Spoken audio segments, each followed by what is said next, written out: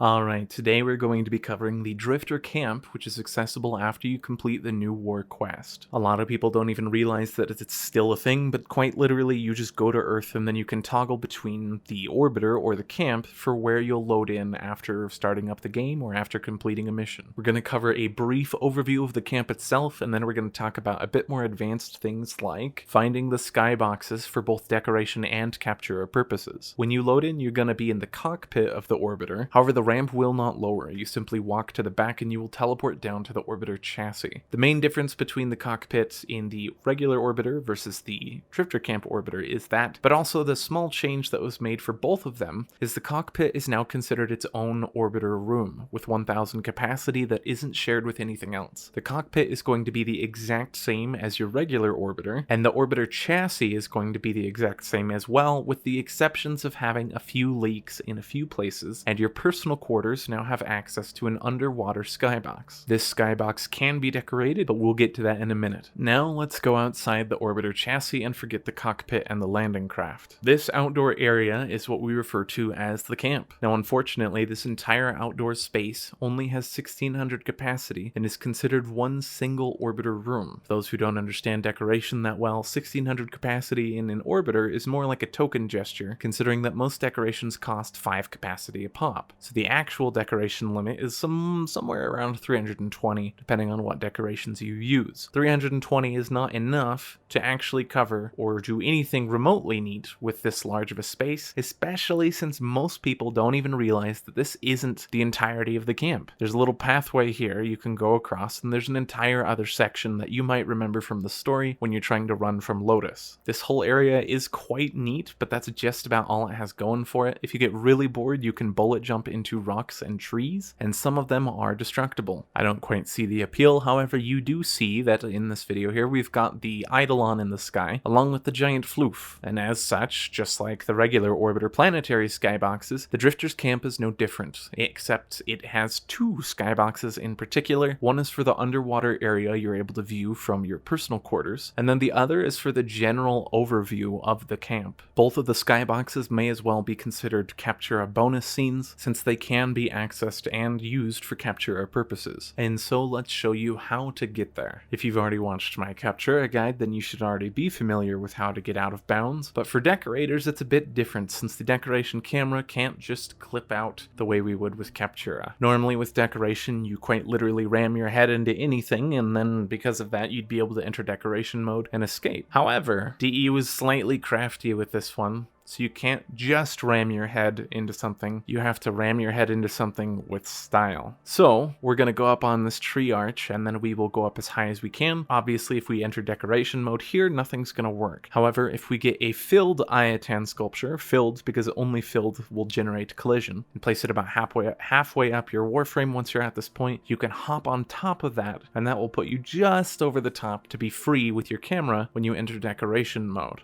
There are significantly easier methods that don't require this ridiculous workaround. However, the last time I showed you guys the simplest method available, it got patched, so you get the complicated method. Now once you're here, you're going to start heading to the orbiter's left side, but you're going to hold space as you move forward. Reason being is you're going to encounter a couple walls of collision that will stop you, but as long as you keep raising higher, you will slip through. Then you will keep going, and you will have to avoid what we just call the black box. There's a giant black box around the orbiter that if you try to clip out the way we would normally from the orbiter chassis and try to escape that way, you'll notice you're in a giant black box. You quite literally can't get out of there. There's no skyboxes in there. It's pointless. So you have to avoid that black box, but also continue moving to the orbiter's left side. Once you are there, you will move quite literally just straight out from the orbiter's left side, and you will encounter the cube. All you have to do once you've found the cube is find a corner and then slip in that way, and then you will be able to place decorations inside. And again, if you have watched my Captura guide, then you will understand how you are meant to get your Warframe here for Captura purposes. Now let's talk about the overall skybox. So we're going to go from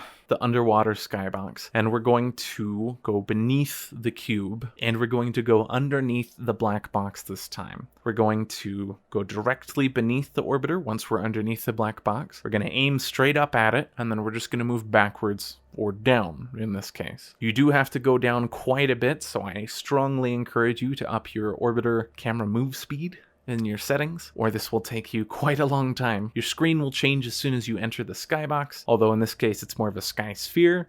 For Captura purposes, it is a bit of a letdown because nothing in this area generates actual collision, so your frame has nothing to stand on. But for decoration purposes, you are able to generate objects that will appear in the skybox. Now, for whatever reason, the overall skybox area has tons more than I think you're even able to view normally. So I'm kind of confused why half this stuff is there, but it is what it is. However, from an aerial view, the viewing point of the skybox, so the camera that actually displays it all, is centered somewhere around here. You'll have to fiddle with it to make sure that things are actually showing up in the proper spot, but otherwise that's how you can access it. I say this last one can still be used for Captura purposes because it can. Your frame would just have to be either falling or using Arcwing. And lastly, a huge shout out to Caritas from my Discord. He was the one to discover both of these skybox locations, and it saved me an immense amount of time.